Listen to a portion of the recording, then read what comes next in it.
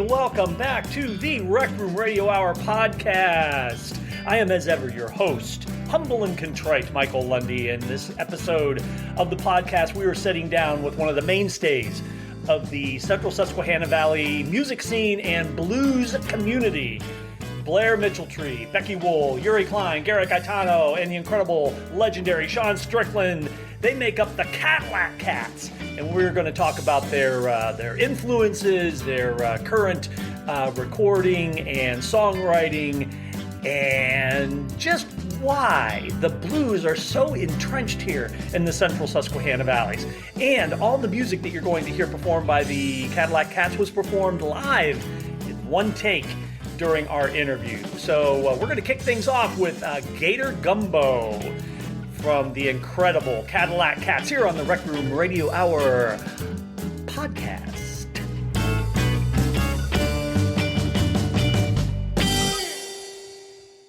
One, two, three.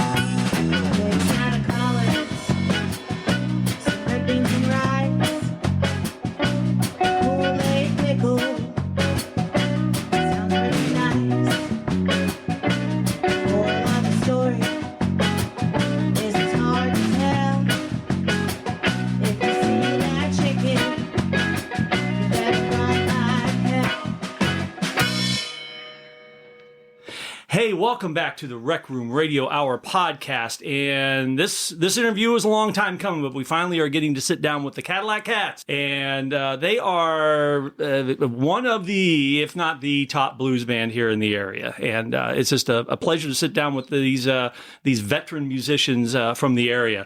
And they have represented our area down in Memphis, and then we're going to talk about that. We're going to talk about their past album, their album they're working on now, and I have a feeling this one's going to go long, so we're going to let the affiliates know. So without further ado, ladies and gentlemen, let's welcome the Cadillac Cats. You can applaud yourself. Come on. All right, so thanks for having me over. Yeah, so, thanks for coming up. Oh my gosh, my pleasure. So we're going to go around the room, but we're going to start on the left-hand side, and that way we can get voices to names and way people know who's talking when they talk. So, without further ado. Well, I sat over here so I could go last. No, that's not how it works. Sorry. But that's not fair. Life isn't fair. Oh, you're right. So, I'm Becky. Hi, Becky. How are you, Mike? I am well, thank you. And where are you from? Where's home? About 2 miles from Blair's house. Okay, so you can walk here then. If I wanted to, If but you wanted. there's no fun in that. No. I'm from the Nippenose Valley, Okay. and I live in Jersey Shore. All right. Next, moving left to right, we have My name is Garrett Gaetano. I play bass in the Cadillac Cats. Garrett Gaetano. Next is a local legend here that when he walked in the door, I was kind of surprised. I didn't know he was with this group. You're up next, my friend. Hi, I'm Shawn Strickland, Hi, Shawn. local multi-instrumentalist and Yeah. harp player in this band. Yeah. And you know, you're a big player here in the area, so it's I didn't know you were with this group when you walked in the door. Like, holy jeez, there's Shawn. Another local legend that probably doesn't need an introduction, but just because we're going to give it to him anyhow. My name is Urie Kline. Yeah. I am the drummer in the Cadillac Cats and in a few other bands. Yeah. I've been pestering Urie for years, just pestering you. So yeah, You're a Class A pest. that's right. I try. Yeah. Well done.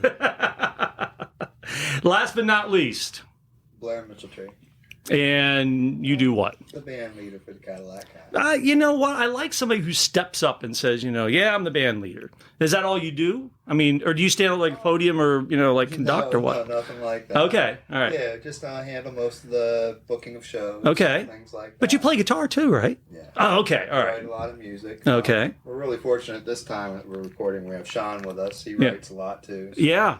Make the process a lot easier. So we kind of alluded to this starting out. So Becky, you were born in this area? You were born. Yeah, We're- I was born in Williamsport, raised over in Nippenose Valley, Okay. and my grandfather was a bluegrass harmonica player, Okay. and my dad was a drummer in the area since he was 15. Okay. So you have the music in your you have the music in your blood, your DNA then. Yeah, absolutely. Yeah. My great uncle Curly Day was a Nashville artist Really? back in the 40s. Holy Hannah. And he's from is he from here? He's actually not from here. He's from Potter County, Pennsylvania. Okay. No, it's not in Potter County. I love the story. I love to tell the story about Ron. Have you ever heard Ron McNett or the McNetts? Played lead guitar for Hank Williams. Yep. Yeah, from Yeah. Roaring Branch. Yeah. Yeah. And then Is Dean his brother? I believe so. Yeah. My dad played with Dean for a while too. Okay. So is your dad or grandfather old enough to remember the old radio corral that the McNetts used to do over in Montgomery? My grandfather would have been. I'll bet. Yeah. My great grandfather played there on that. Did he really? Red Edwards, fiddle player. He was Bob's best friend. He went down with him to the Haddock train. Down in Oh Louisiana my in gosh, 49. really? Yeah, and And there's a song on if you don't know, Shawn Strickland, Fingers on Fire. Is that the one you're talking about? Oh, my. No, you're Had a Call. Yeah. Okay. Is that? Yeah. Okay. Shawn, is the Dirty Mojo Blues Band still? Yeah. Okay. All right. So Shawn's with the Dirty Mojo Blues Band. One of their songs is called Had a Call, but Fingers on Fire. Yeah. That was always, I remember my grandfather told me that story, like Bob, or he was going to fire Bob or whatever. Yes. And then he had to come up with that night. That was always one of my favorite Hank Williams stories. Yeah. I ran into one of the McNets, and God, I can't remember his name, but he was telling me that story. As a matter of fact, he said, "Go look up Fingers on Fire," and I did. And I was, holy jeez, It was like a guitar boogie type song. Yeah. It's got a very Luther Perkins kind of thing to it. But so yeah, if you're listening to this, look up Ron. We're going down a rabbit hole already. We'll look up Ron McNett, Fingers on Fire, and you won't be sorry. So Becky, we're back. We're back to you now because we're. It happens. It happens a lot. Well, especially when you got a guy that's my age, it's like, we'll just go down the rabbit hole. So, you come from a musical background. How did you? Where did you start with music and all that? So I started out in country bands when I was 17. No kidding. And it's actually Blair and I met when I was 17 and he was 19. Okay. Was he playing country? Yeah. Yeah. Were you really? Yeah, there was a band, Almost Country. Country. The Greenaway Boys had it together for a long time. Okay. And I played with them for a short period. Her dad was a drummer. I met her. Holy man. Yeah, and then we didn't see each other again for years and years. And she showed up at an open mic over here at the Nipponos that I was running, just to sing a song or two for the night. Ended up, she sings so well. I told her, I said, "You're hired." I said, "Nice, you're coming with me from now on." The beauty of the open mic. Yes. Yeah. Yep. So all your musicians there. That's right. That's right. So you started, Becky, when you were 17. Yep. Okay. In more country than pop or blues or anything. Yep. Yeah. I started out with, so my dad was the drummer and he'd sneak me along to some of the bars Yeah. and I'd sing backup for Donnie Greenaway. Oh my gosh. And then I was in the chorale with Bill Engel. Okay. And my dad was the drummer there too. Okay. I'm seeing a pattern here. Yeah, I rode on his coattails a little bit. It's okay. But I was with them, and then they went on a hiatus. We all kind of went our separate ways. We all remained friends and family, but we just kind of went our separate ways, and I saw Blair at the Nipponos. Yeah. And that was when? When did the open mic in the Nipponos happen? 2017. Okay, so pretty recent. Time goes fast. Yeah. It does. Yeah. And so you've been with the Cadillac Cats then since then? Yep. Cool. Since May of 2017. 17. Wow. So we're just going to go just across the room here then. So up next, where are you from? I'm from Williamsport, PA. Okay. Yeah. Yeah, I'm basically the first musician in my family that I know of. I know that my great-grandfather on my mom's side, he played some mandolin and wrote some of his own music. But other than that, I'm kind of like the first one in my family that really took up music and had a very, very strong interest in it. So how, with no musical, with no musical family members, how'd you get the bug? How'd you get started? I always loved music. There's pictures of me, with like old toy guitars and things like that when I was a child. And then when I got to middle school, I heard about the Uptown Music Collective, and I got heavily involved with that from 6th grade until I graduated high school. So you're an alumni of the collective then? Yes. Sweet. We last week we interviewed Raising Cain, Cain Silva. It was a little 10-year-old. Yeah. And this, have you seen that video? Yeah. The eruption that the kid did? It's phenomenal. Yeah, that's a word for it. I mean, I can't think of any other superlatives. But he's in the Uptown Music Collective, and I asked him, I think offline, I said, "Do you realize what you have or what we have here with that?" It's such a special thing. We're very fortunate to have that in the area. Yeah. And then not just the Uptown Music Collective, but all the bands that have come from it. Everything I've been a part of has, you can kind of root it back to the Uptown Music Collective. Yeah. Somebody, we have such a vast and wide breadth of musicians in this area and talent and genres. I said, why this area? And I think a lot of it, I mean, not all of it, but a certain percentage of it is because of the Uptown Music Collective. Oh yeah. It exposed me not just to a deep knowledge of music and everything, the theory of it and scales practicing, but it exposed me to such a wide array of genres. Blues, the first contact I had with blues was that I couldn't join the jazz workshop yet, so I joined the blues workshop, and that one step down. Exactly. So that Wait, so is there like a pecking order? Is there like a social strata there? Everybody wants to be in the jazz thing, or what? back then when we were all students, the older students were in the jazz workshop, and I wanted to get in one of these workshops, so I was able to join the blues workshop. And the cool thing about that, it was only like an adult blues workshop, but then me and a few friends, we all showed interest. So they created a youth blues workshop, and that actually evolved into this. It became called the Youngblood Blues Band, and we were the first kids from the collective to have a blues band that actually went to Memphis, and we got to be part of the Youth International Showcase for the International Blues Challenge. And then 10 years later, I got to go with the Cadillac Cats and actually compete in it. So it was really, really cool to, have that come full circle and start with the Uptown Music Collective. How old were you when you started the collective, and then, how long were you involved? So I started in 2006, sixth grade. I probably would have been around, 12 years old. And I stayed there all the way until I graduated high school. So I was 18 when I stopped being a student there. Yeah. Wow. Well, that's cool. So like I said, learned something new. So that's pretty cool.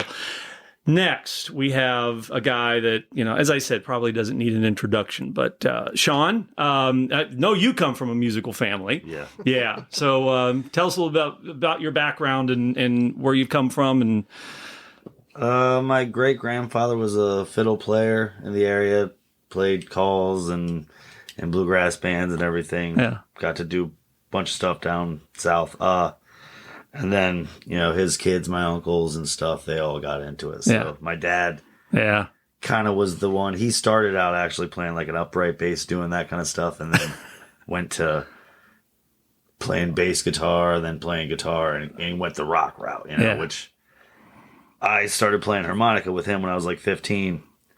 And that's what kind of got me into blues, because that's what we were really playing anyway. Yeah. So I just had him learn more blues stuff. Interesting that, with your grandfather, playing fiddle and that. I'm assuming you played fiddle and bluegrass and country and that. Did your dad start out with country? Or he started out doing bluegrass upright bass. Okay. Like, all right. don't. Yeah. Kind of thing. Yeah. It's really interesting because unfortunately, I never got to meet your father. But to a person, I mean, the people I met that knew your father just speak tremendously highly of him. But he was a mainstay in the blues community in this town. But he started out playing bluegrass upright bass. And that's pretty amazing. So, obviously, it's in your DNA. So, so you started playing with your dad, or, how'd that start? I was raised by my grandma down in Virginia, and then I got sent up here from getting too much trouble when I was like 15. Okay. So because you couldn't get in trouble up here, right? Yeah. It wasn't in the city, at least. That's true. So I got stuck up here, and I was like stuck up at Highland Lake. Yes. Caretakers at the time. So I went from the middle of the city to being up there. Oh, dude, because that's like, it's not the end of the world, but you can see it from up there. Exactly. Yeah. So I learned how to play harmonica just playing around, listening to songs and stuff. And he started having me come out and play with Triple Shot, his band at the time. Okay. Wow. Started from there. So you and Becky started like when you were really young with the family bands. Your dad was a drummer and your dad. So you've been doing this. You guys are veterans. Blair started that with. Well, we're going to get to him in a minute. I can only build on the stories I've heard so far. Actually, I got my daughter in Uptown too. Oh, okay. She's learning the smart way. So this will be, but there's something about paying your dues when you're young. Oh, she's going to pay her dues too. She'll do both. Warning. Best of both worlds. Yeah, she's already. So she's going to be the fourth generation then. Fifth. Fifth. Yeah, at least because. my great grandfather, all his brothers and sisters played, so his parents. Okay. Okay. Oh wow! Isn't that? I'm not sure great. how far it actually goes back. As far as you go. Yeah. Oh wow, that's fantastic. Well, good for you. And what's her interest in music wise? She's playing guitar there. But yeah, her last one was "Johnny Be Good" was her last song she learned. She's learning Good Albatross by Fleetwood Mac. Yeah. Yeah. That's the one she's working on right now. Oh, that's good. That's a good song. Good for her. Well, good for you too. Yeah. So, and next we have Urie Kline. Urie Kline. All right. That's me. That's you.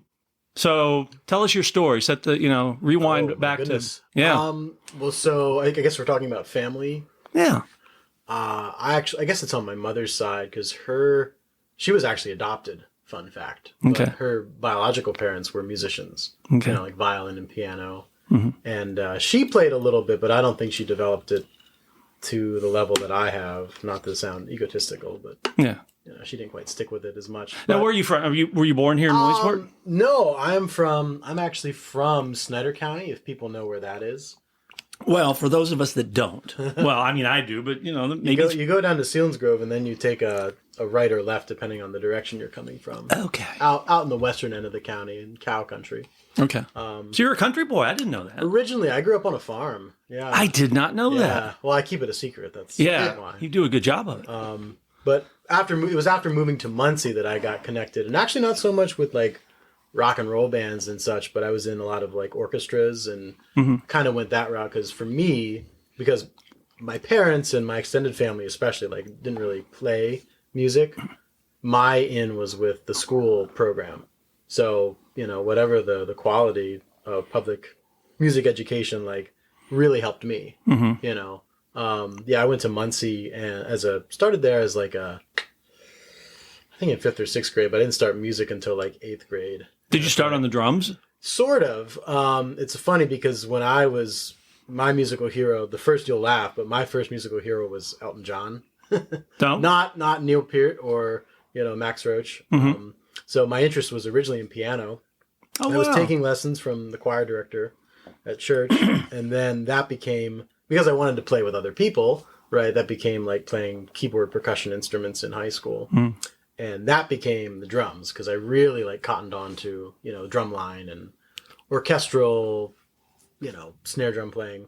Do you still play piano now? I mean, do you... Functionally, but I mean, it's too complicated. I mean, as someone who plays drum set, every time I say something's too complicated, they look at me with a dirty look. But no, I don't really play piano much. I'd love to get back into it, but that's on like a list of projects.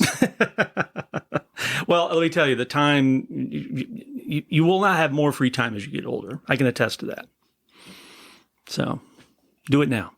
Yeah. Interesting though that so you're in this band, but you had said that you're in a few other projects. But these projects are not like rock and blues. I mean, so just kind of go through some of the. Oh gosh. Well, I mean, this is slowed down a little bit lately, but I used to play with Aaron Kelly a lot.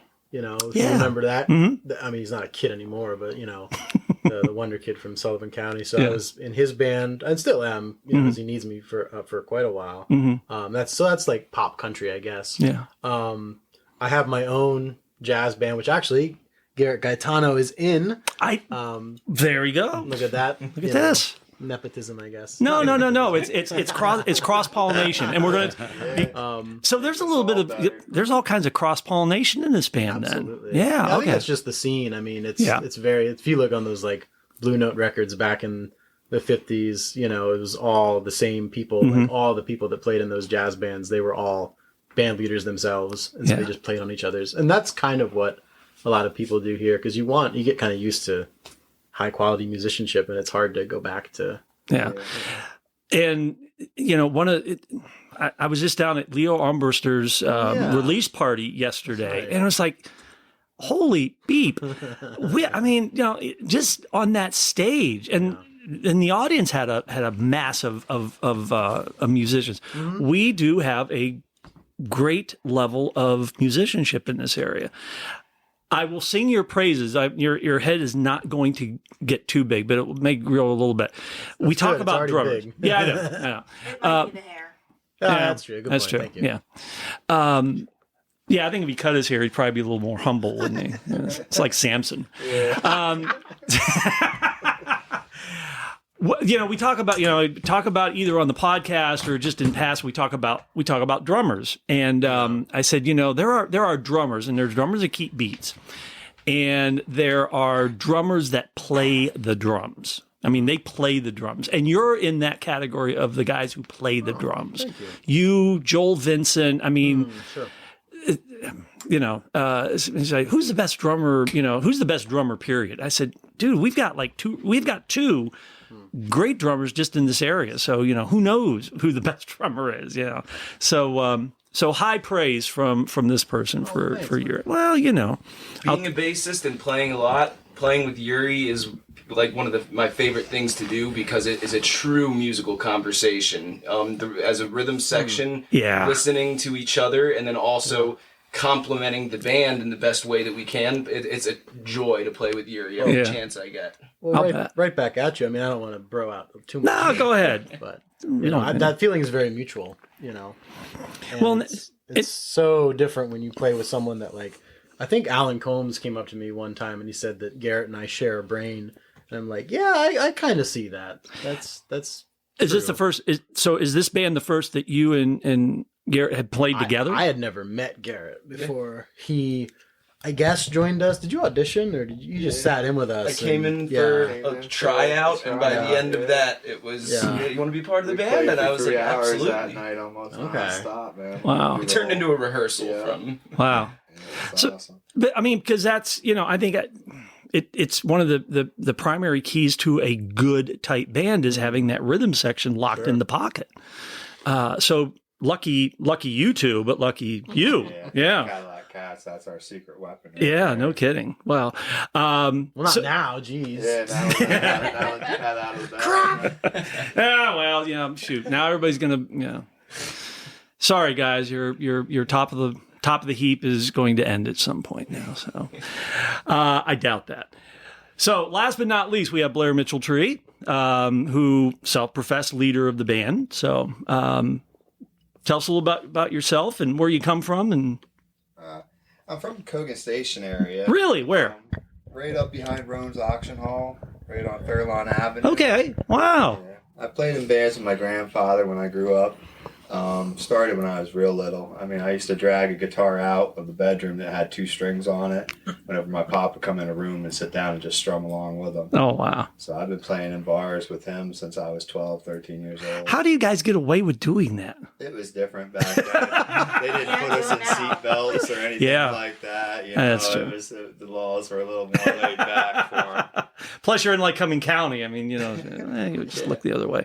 So, what genre? What was your dad's wheelhouse? It was kind of, I guess. My grandfather played country music. Okay. And he played a little bit of everything, but it all basically stemmed around country. Mm-hmm. I played that with him for a long time until I heard a B.B. King album, and it fascinated me that he was singing with the guitar. Like he was expressing himself like a vocalist would, but with notes. Got it. So that got me onto the lead players, and that brought me to the blues. And I just fell in love with it. Yeah.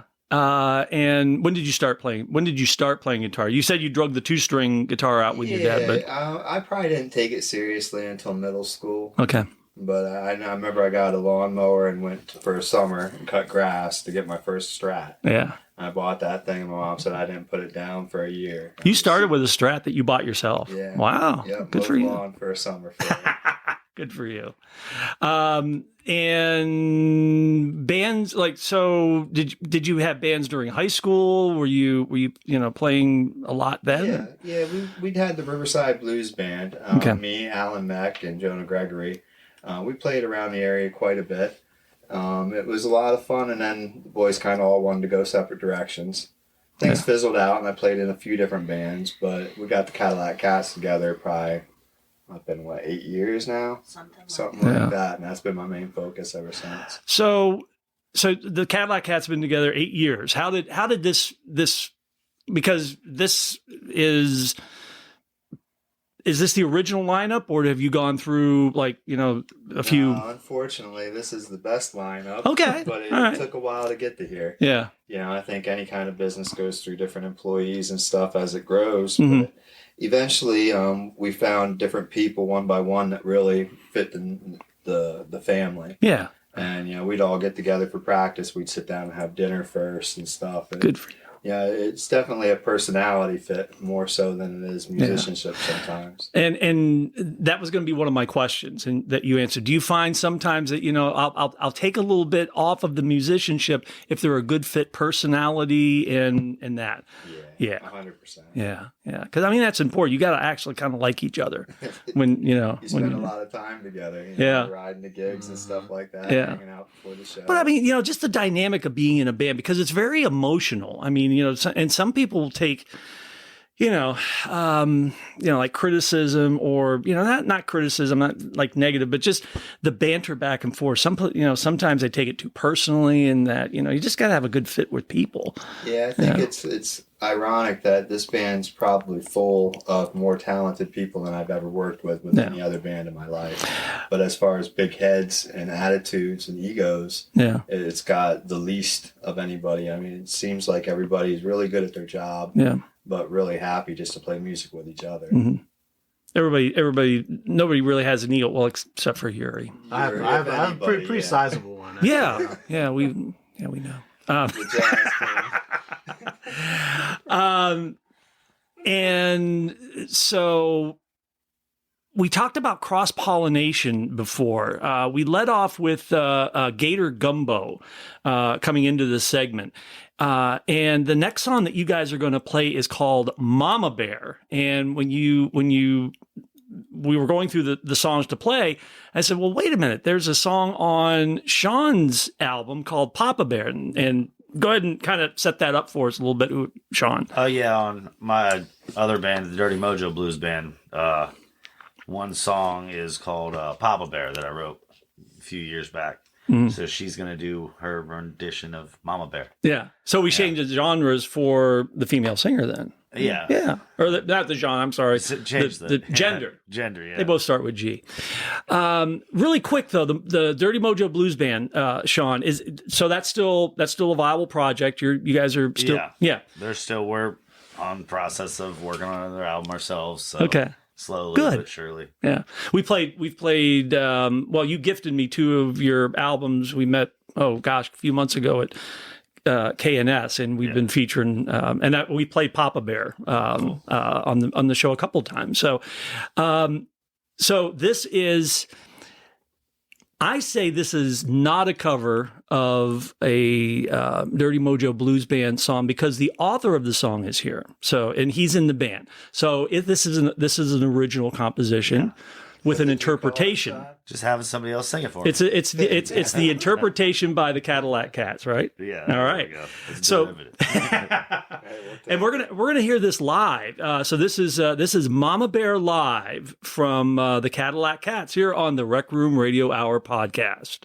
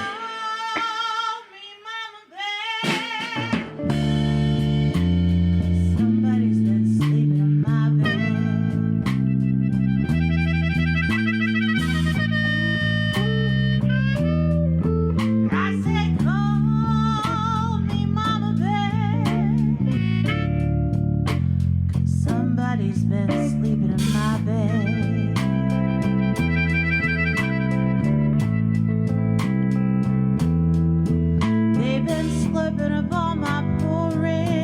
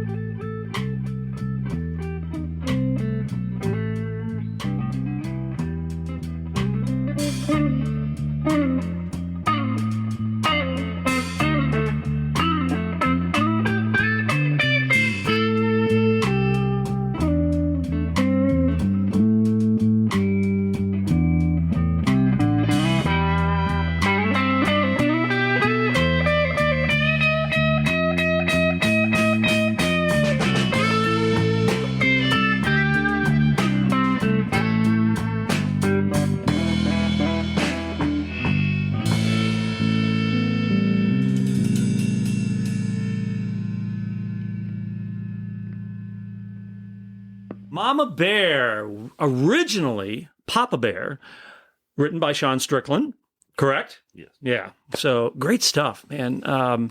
So I mean, there's a lot of different, like, you know, different routes, different genres, different styles that come into this band. Urie, you know, you're playing in this band. You have your jazz trio and all that. You also do some work over at Lycoming College. What do you do over there as percussion wise? So at Lycoming College, I specialize in what is called world percussion, which is really a pretty meaningless title, but it basically involves drums and percussion styles and instruments that are from, you know, Africa, Latin America, different parts of Asia. So everything that's not covered kind of by the orchestral and jazz sides of the curriculum there. So I teach a class there where students have a chance to kind of try out these different things. And, you know, we do some African drumming, get into stuff from the Middle East or from the Caribbean, kind of like a little world tour kind of within the span of a semester. Cool. Now, are you we don't talk about day jobs here, but are you a professor over there? Are you like? Well, strictly speaking, it's a night job. So most okay, all right, we can talk about those. Yeah, so it's a night class. Yeah. You know. It's a night class. This isn't like, yeah, it's like coming college. So this is like community college, you know. No, it's not quite like that's that. good. Yeah.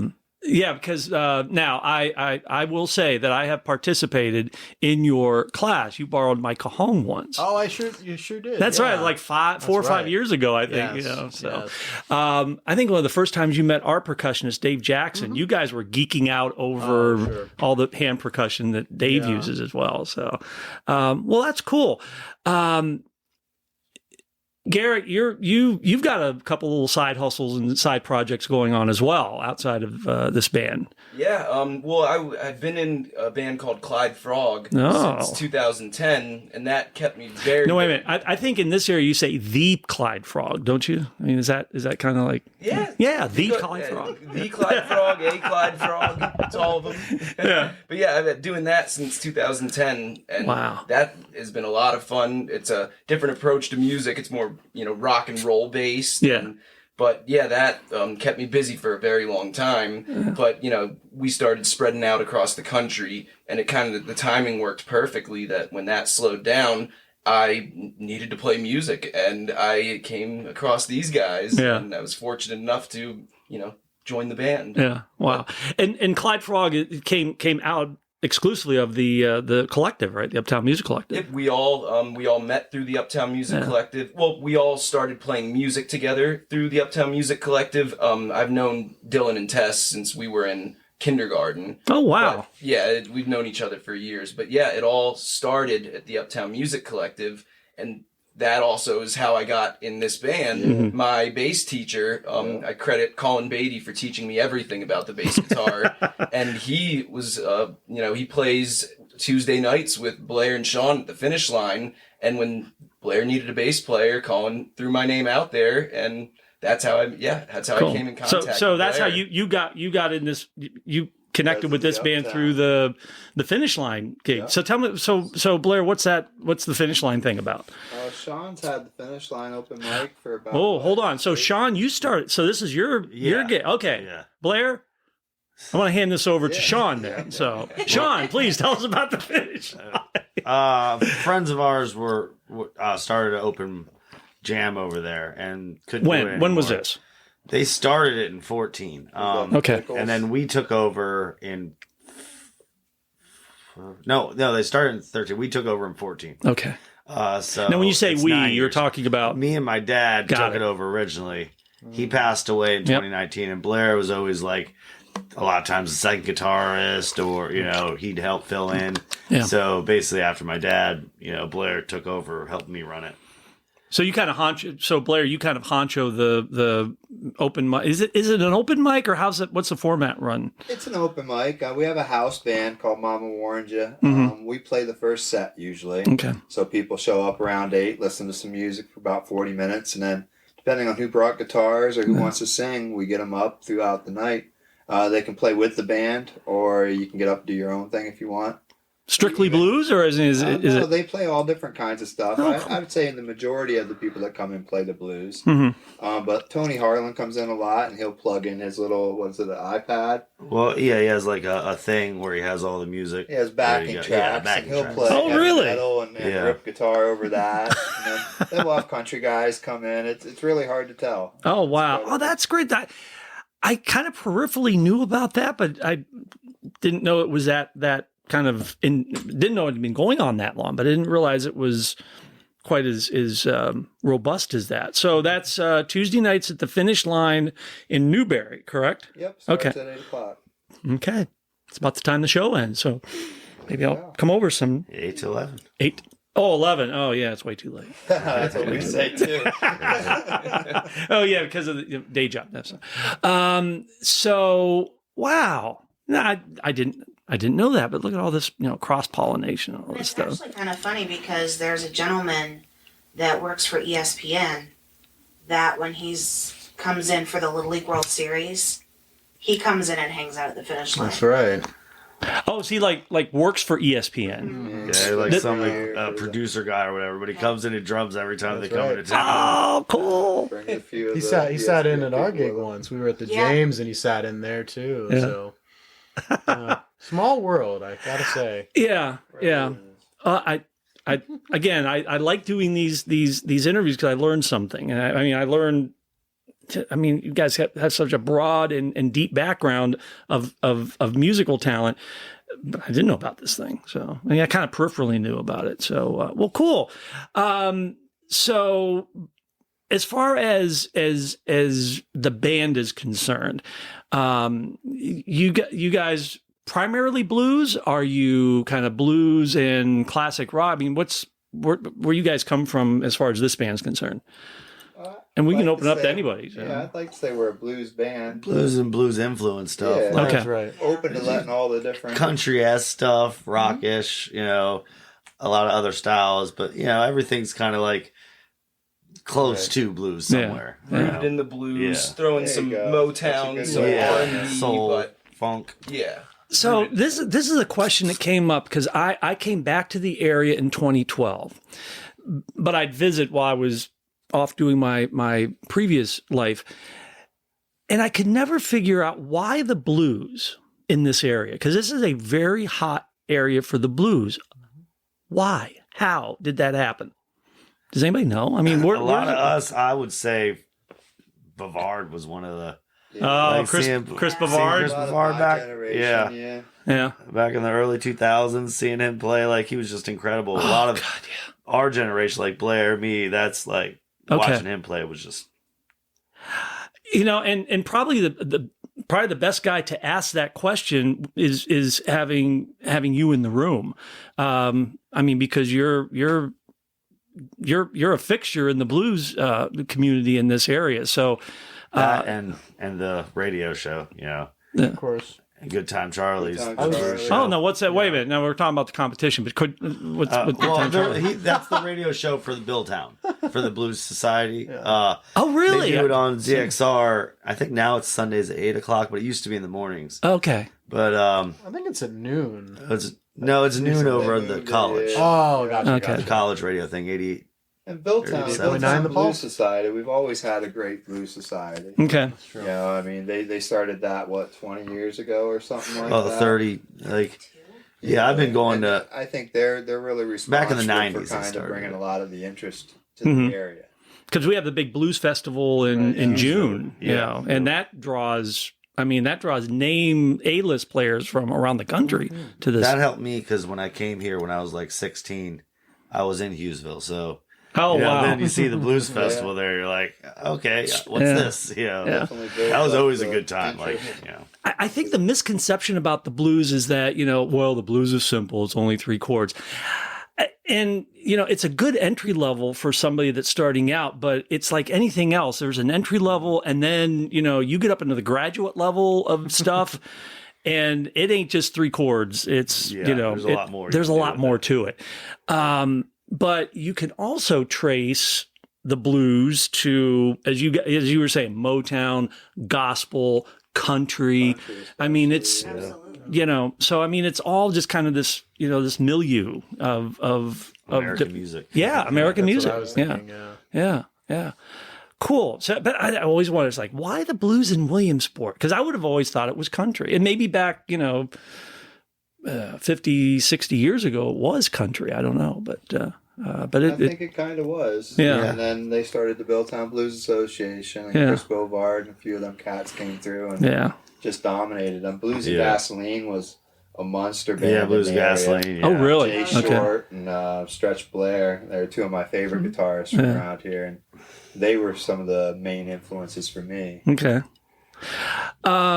So, you know, I don't like the whole before I ask this question, before I go down this, you know, thank you for bringing up Chris Bovard, because I don't think he gets enough credit in this area for talk to any guitar player. Oh yeah. And you know, even somebody of my meter talents. I mean, when I first retired in this area, I mean, I would go to, when he worked at Sides, I would just go down there and just talk to him, and you know, hang out, and he was just such a gracious guy.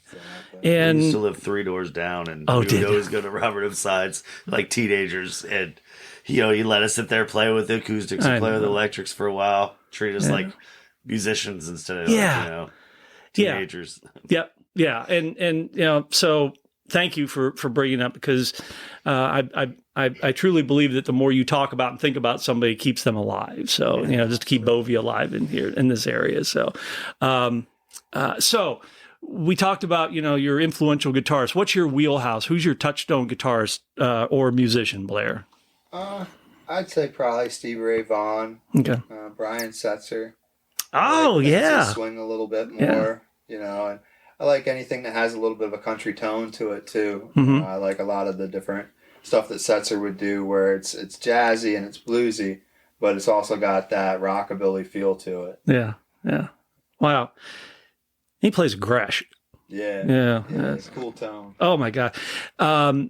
He doesn't use pedal. I think he uses like a tuner pedal or something. But his guitar tech, I've read an interview with her, maybe when he played Williamsport with one of his Christmas shows. The guitar tech will find the sweet spot for feedback on the stage, and he'll mark it with an X. And that's all that Setzer uses. Yeah. He just Oh my gosh, cool. Yeah, none better than Setzer. Urie, where's your touch? Hook up, Urie.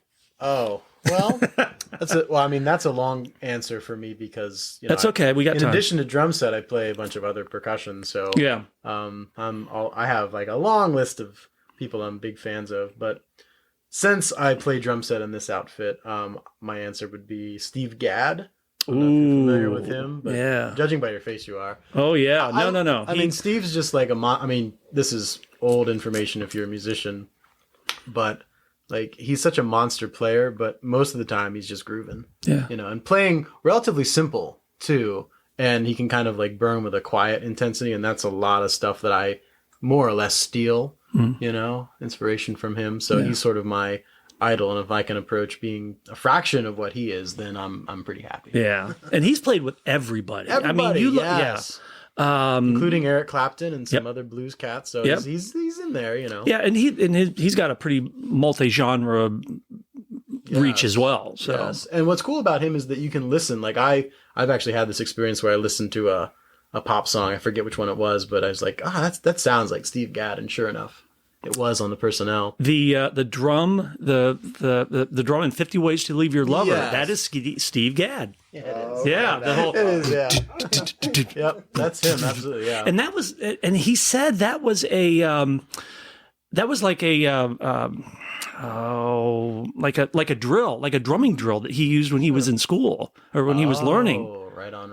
Yeah. So his rudimental. He's probably referencing like his rudimental knowledge, because he was in drum corps like back in the 70s. Or I guess it would have to have been even earlier than that. Yeah. But yeah, a lot of that shows up, and that's a great song to demonstrate that. But other songs he's on, Legend of the One-Eyed Sailor is a great example, where he's like basically like a drum cadence, like it's literally from the 30s, like this composed drum line cadence that he put into that song, and it sounds great. Yeah.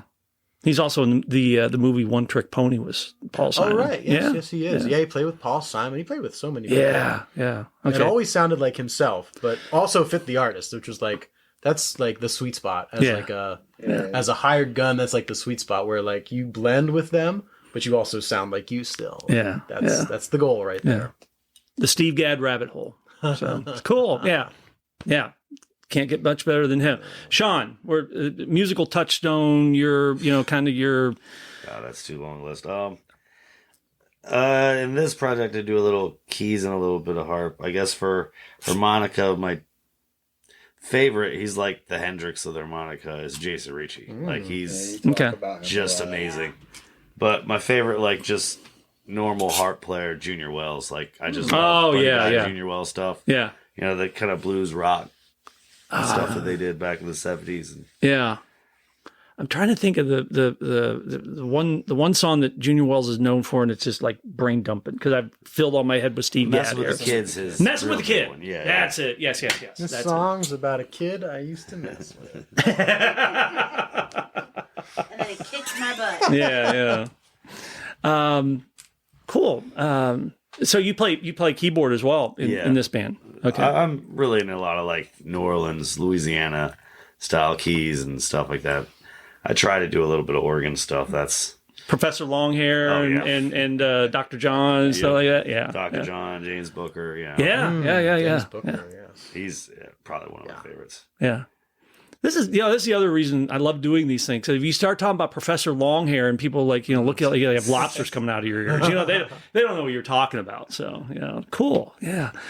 Garrett, where are we at with you? Where's your touchstone? I've always been drawn to funk bass players, whether it's Bootsy Collins doing his work with James Brown or his work with Parliament Funkadelic. I love George Porter Jr. of the Meters. They're one of the tightest bands in my opinion. I love that real tight riff-based music. Yeah. And I love funk bass players, even going all the way back to Jamerson doing. I was waiting for you to mention James Jamerson. Yeah, I mean, you got to mention it. Yeah, because everything comes from him. Exactly. Even McCartney says that he got a lot of his melodic bass playing from James Jamerson. Exactly. Yeah. Wow. But I love anything like that has that tight rhythm and just that groove. I've always been attracted to that.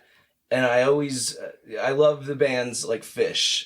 That's one of my favorite bands. And even though this is a blues band, I always have the approach of, listening to every member of the band, having those moments mid-song where you take a left turn and you're all just, and everybody follows. Yeah, it's a total musical conversation. It is fun. You don't know where it's going to end, but you're smiling and you're all just having fun, talking to each other through the instruments. Yeah. I live for those moments. Yeah.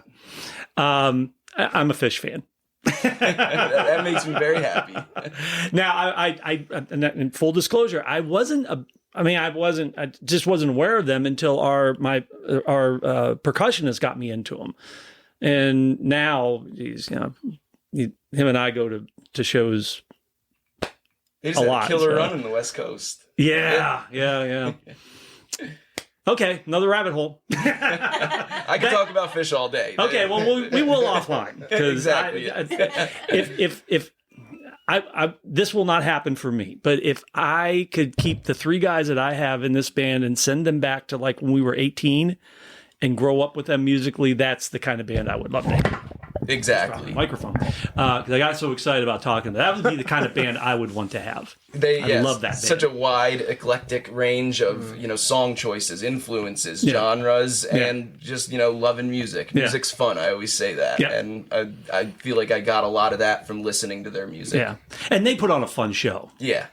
So rabbit hole. Becky, can you get us down a rabbit hole with your influences? I don't know. I'm good with rabbit holes too. So. Yeah, me too. Yeah, we're good. I really have a deep influence from gospel. Okay. And good old fashioned country. Yeah. And then I'm really heavily influenced by Aretha Franklin. Ooh, okay. There's just something about her soul. Yeah. Well, I mean there's there's a list as long as your arm of attributes of Aretha Franklin. So I mean, yeah, wow. I still have some country influence, like by Patsy Cline and Willie Nelson's my absolute all-time favorite. Just about anything. Yeah, Willie Nelson. I mean, people don't appreciate, and I think it's not going to be until after he passes that people will say that he is on par as a vocalist with Frank Sinatra. Oh, absolutely. Yeah, because he.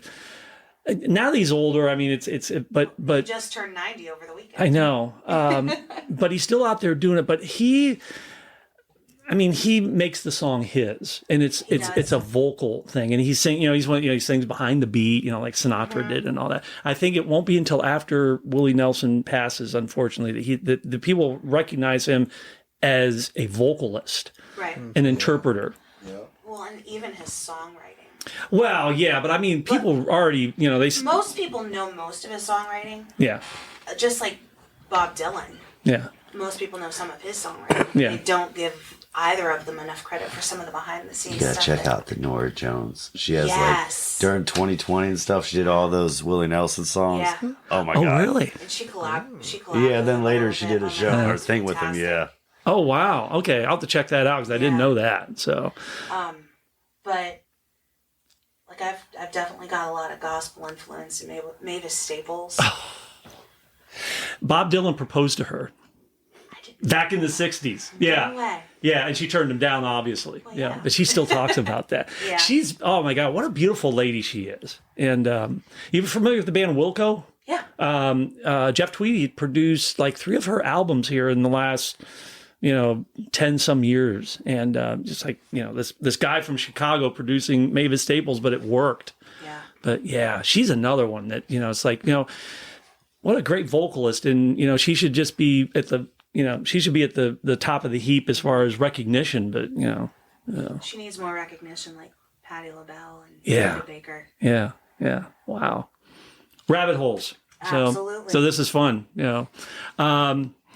So you guys are working. Well, we'll talk about that in the third section. The third session. We'll let you guys play here the title track of your current album, the one that's out now, Billtown Boogie.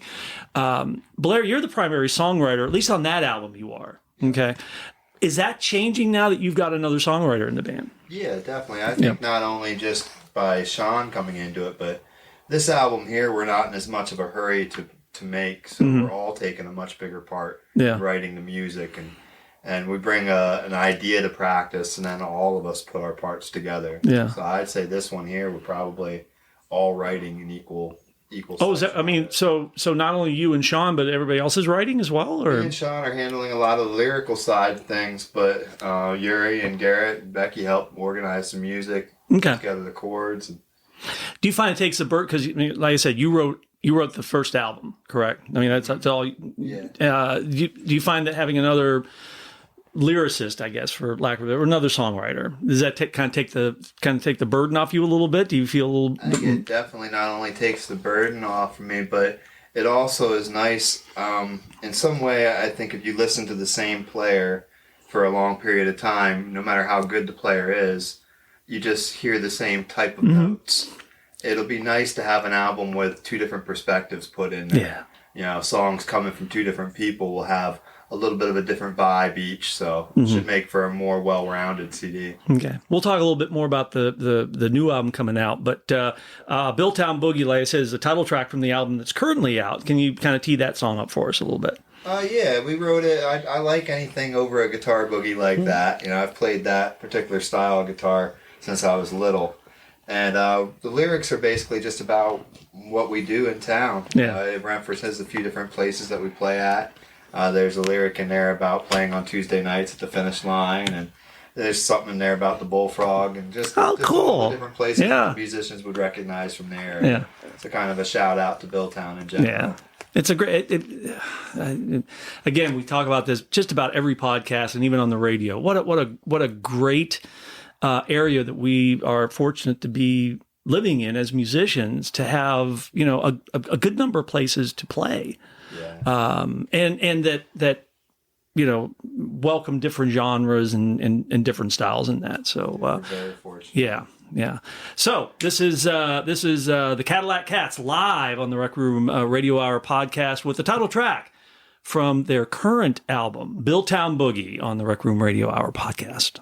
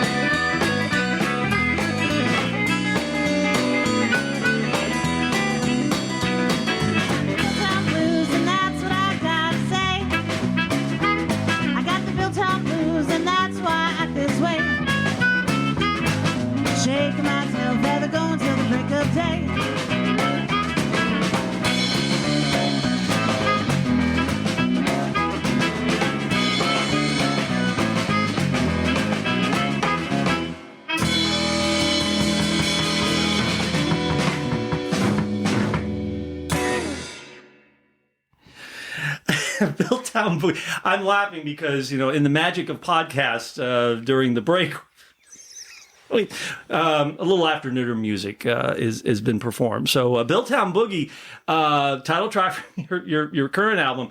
And there's a little bit, you did that album going to Memphis. Talk about, give us the background on that, because I'm not really familiar about that whole Memphis excursion.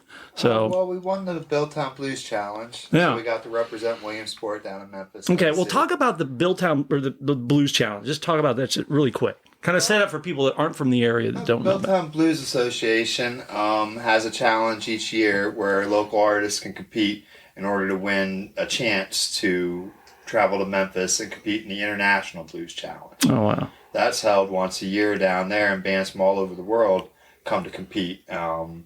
You'll see different people that play in the blues all the time, like Eric Gales. Didn't you guys meet Eric down there? Yeah. Oh, wow. Yeah, so it's hard to tell who you'll bump into down there, and you're playing in the places that all of the guitarists and musicians that we've idolized have grown up and played. You're sitting on the same stage as them and stuff. Wow. So it's just really a privilege to be able to go. Yeah. A lot of bigger cities have blues associations, and they all have the same competition. In order to get down there, you have to win one of those. All right. So what year did you go down? What year did you go down for that? We won the Billtown Blues Challenge in 21. Okay. And we went to the IBCs in 22. Okay. All right. And it had been postponed. It's usually in January. Oh, okay. Pandemic. And because of the pandemic, they postponed it. We got the notification New Year's Eve, right after we found out that Betty White passed away. It was like within the hour, and I'm like, man, can my day get any worse? Really? Yeah. So it postponed until May of last year. So it just so happened to be during Blues Week and the BMAs. Oh, so okay. we actually got to see a lot more. Oh, wow. Than what we originally would have in January. And the song that you just played, Billtown Boogie, you played you featured that during your competition down in Memphis, correct? Yep. Okay. Is that? Do you go down there? I mean, you go down there thinking, or you go down there with the intention of winning, but you're competing against the cream of the crop from around the world. Is it intimidating? I mean, not at all. Not at all. Very. Okay, that's maybe a better word. Yeah. Okay. Yeah. I went down there and thought that I was, at a higher level and skill than I realized when I got down there and was around some of the people that play music professionally 8 hours a day, every day. Yeah. And they've been doing it for 30, 40 years. The skill level down there of some of the acts is out of this world. I mean, some of the best music I've ever seen played in my life was down there in Memphis. Really? Yeah. But it really is just a privilege to participate. Okay. And that's not cliched. I mean, because it's an honor to be nominated. It really is. Okay. All right. And I'm glad you use that. It's humbling because, as a musician, you say, you want to play, you want to play and jam with people that are better than you to push you to that next level. And I guess that's kind of what you're. It inspired me. I mean, when I went down there the first time, we went as an acoustic act. And no, wait a minute. It was with a different band. Oh, okay. All right. Yeah, actually, an interesting story. Shawn had went down with his dad that same year that me and Kristen from another band went down. So we both went down and competed as acoustic acts down in Memphis. And on the ride home, you were representing Harrisburg? Yep, I was representing Virginia Beach. And that was the year that I was actually down there with the Youngblood Blues Band I didn't even realize that line the same year. That's cool. It's crazy. We were all down there at the same time. This is full circle, then. That's kind of weird. That's cool. Yeah, wow. On the ride home, me and Shawn had a conversation about how much we had enjoyed the bands. The acoustic side of the competition's amazing, but the bands were just phenomenal. Yeah. And we had said we both like to get a band back down there, and Shawn actually said that it'd be cool if we named it the Cadillac Cats. Okay, so how'd that name come about? Did you just pick it out of the air, or so I didn't know that you named the band. I was a kid of the 80s, so I heard that, there's a cartoon that kind of sounds similar, but I just thought it was a cool name, and I looked it up and nobody had the name yet, so. That's a key to finding a good band name. Is it search it, you don't find anybody, they're like, yes. Yeah. We did a gig over in Wilkes-Barre, and we did an interview, and they said, "Where'd you come up with the band name?" I said, "Well, we thought about calling ourselves the Beatles, but it was taken." And I think this is on the air. I don't know if the tape's still out there or not. And the reporter laughed, and I said, "Well, we thought about calling ourselves the Rolling Stones," and then she said, "Taken." And I said, and then we thought about calling ourselves Gabe Stillman, but it was taken. So, we came up with this, So she didn't get the last part. So I really blew the punchline. But had I done it in Williamsport, they would have got it. So I didn't know that you had been in this project that long that you named the band. Cool. I didn't know. Oh, actually, no. No, that's wait. Okay. All right. I named the band, but he had started it. Yeah. And then I joined it later when they're harp player. We were both down there competing in separate bands that weren't the Cadillac Cats at all. We just thought it would be cool if someday we had a band called the Cadillac Cats. And full circle? Yeah. And we got booked while we were down there this time with the full we went band. Down and competed. I think that's cool, you know, and it was a privilege. But I think the real honor in the trip down there was that the Blue City Cafe at the end of the night offered the Cadillac Cats a paid gig. No kidding. To fill the night out. And that's I assume that's not very common to happen. It felt like it was a once in a lifetime type experience. Yeah. There's so many acts down there, hundreds and hundreds that they could pick from. I would take that as a win. Yeah, that's what we all said. Hell yeah. We were happier to have that than a trophy or anything like that. Absolutely. So the Billtown Boogie album, though, am I out of line saying that you recorded that kind of like went in and did it quick to take to Memphis for your competition, or is there more to that? No, I mean we didn't really have a lot of experience in the studio, and we knew that going down there in order to hang out with a lot of the bigger bands, we should at least have an album. Yeah, it was more just for professional appearance, right? And so we had a limited amount of time. We worked with Paul over there at 8 days a week, explained to him that we needed a product, as fast as possible. So he worked us through the process with the intent on just getting something done rather than putting a whole lot of time into it. Yeah. So Billtown Boogie album, is that mostly recorded like live in the studio and just like that? Yeah, not much overdubbing or anything like that. Pretty much just live cuts. Yeah. And you're working with Paul now on your next album. Yes. A little different approach to it this time. There's not so much pressure with the competition, or we're really laid back with this album. I don't want to race through it. We're all taking turns in writing sections of songs and stuff, and like we dropped on earlier with me and Shawn both being songwriters, we're going to have a lot more tunes to take into the studio. Yeah. So we're going to spend about a year probably working on this. Cool. And hopefully in the end come out with something that's a lot better. How long? So when do you anticipate? You said you're going to work on it for about a year then. I mean, I hope not. But studios are fun to be in, but they're a little expensive. So are you gonna be like Steely Dan and do 72 takes of a guitar solo? I mean, are you gonna do that? No, or Gabe, huh? Yeah, how about it? No. I think that music loses a little bit of its emotion when it's just redone like that. Yeah. I even though we're spending more time on the tracks, I still like that we're recording them more of a live take and then going back in and doing some work to them. Yeah. I think we're a great live band. And I think if you really want to catch the Cadillac Cats at their best, you'd want to see us at a show. Yeah. And I'm trying to capture a little bit of that in the album. Okay. Yeah, in just getting to know you guys, and gals, it's the inclusive guys. When I've gotten to know you folks tonight, you don't strike me as going in for the 72 takes of a guitar solo. Yeah, you don't strike me as that kind of band. So yeah. And I just derailed my next question. I had a really good question coming up, and I just derailed it. So I'll ask. I can edit that big pause out. That's the cool thing. So as you're working on this, make sure that you share some of the tracks with us so we can, get them out exclusive. So, yeah. Hint. I might edit that part out too. I know where I was going with this. So the best place to see for people to really capture what you guys are about, got to see you live. Where are you guys playing? What's coming up next? Oh, where are we at next, Becky? I believe we are at the Brickyard on the 12th. 12th of May?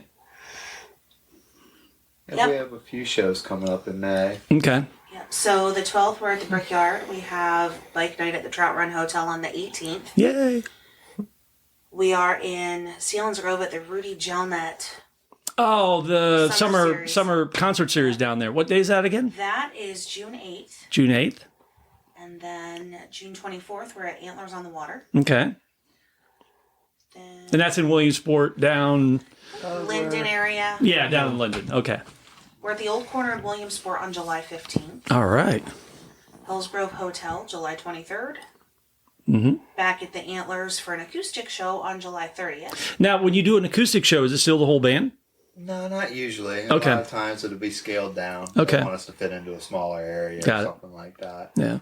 That's nice to have that flexibility that you can scale it down for the footprint of the venue. Nice with this unit here because I can take different musicians with me. Mm-hmm. So it's not always the same three of us, but I'll tend to grab 3 different people and we'll go do the show like that. So it'll almost always be me and Becky, and then I'll have either Shawn accompany us and play harmonica or something. Mm-hmm. I've had Garrett come and play the upright bass with us.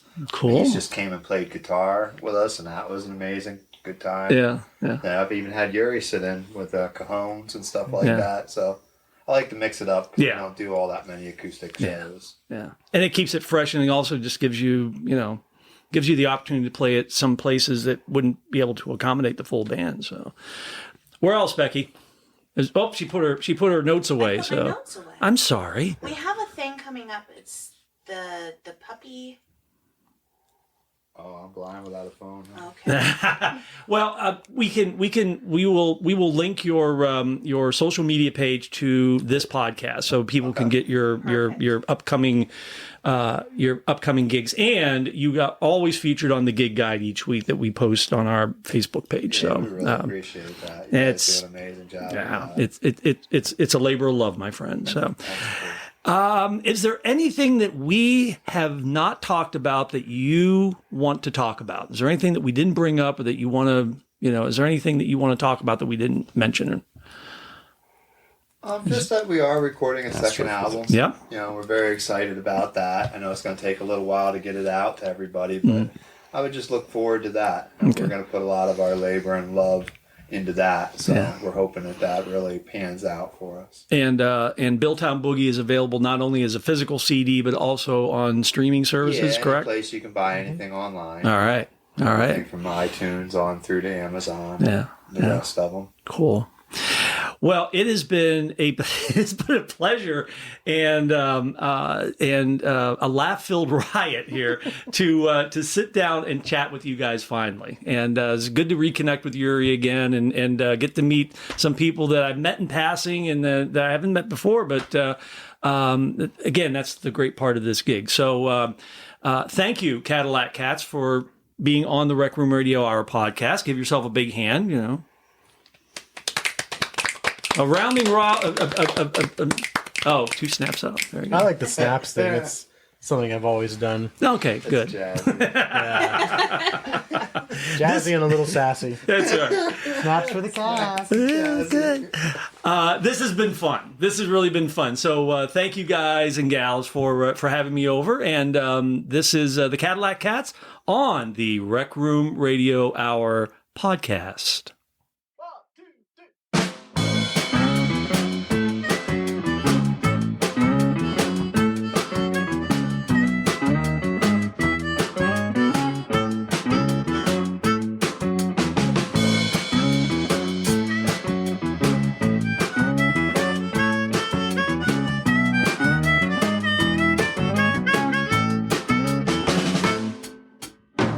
Show me yours, I'll show you mine. Then we hold hands and form a line. Give it a spin, now let's begin. Shake, shake to the right, now to the left. Baby, back up just a few steps. Let's shake it down, down to the ground. Now you clap your hands and stomp your feet. Jump up and down, stay on the beat. Wasn't that fun? Now it's all done. If you wanna dance with me,